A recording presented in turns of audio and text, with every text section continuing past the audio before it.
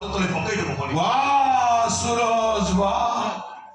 তুমি যে কোউ উপাদাନରେ গড়া সে কথা মু নিজে ବି চিন্তা করি পারুনি তোমার ভাষারে আমি হেলো মালিক তুমি হচ্ছ মূলিয়া আজি মালিক পণটা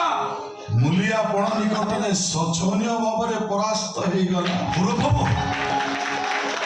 ତମ ଭିତରେ ବହିଯାକ ମଣିଷ ପଡ଼ିଯାକ ଛଳ ଛଳ ନଈ କୂଳରେ ଠିଆ ହେଇ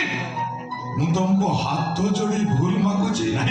ତୁମକୁ ଭୁଲ ବୁଝି ତମ ମନରେ କଷ୍ଟ ଦେଖିବାରୁ ମୁଁ ତମ ଗୋଡ଼ ତଳେ ପଡୁଛି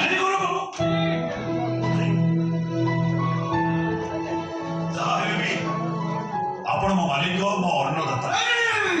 ସେ ମାଲିକ ଶ୍ରମିକର ସମ୍ପର୍କର ସମାଧି ଉପରେ ଠିଆ ହେଇ ମୁଁ ଆଉ ଗୋଟିଏ ନୂଆ ସମ୍ପର୍କ ଗଢ଼ି ଦେବାକୁ ଚାହେଁ ଆଜିଠାରୁ ତମେ ମୋ ଭାଇ ଭାଇ ଭାଇ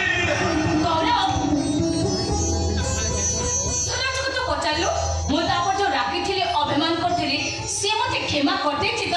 ଗାୟତ୍ରୀ ମ୍ୟାଡାମ ଗାୟତ୍ରୀ ମ୍ୟାଡାମ ଖାଲି ମତେ ଗାୟତ୍ରୀ ବୋଲି ତମେ ଡାକିବ କାହିଁକି ଜାଣିଛ ଆଜିଠାରୁ ତମେ ହଉଛ ମୋ ଜଣେ ସଜଟ ବନ୍ଧୁ ସତରେ ସୁରଜ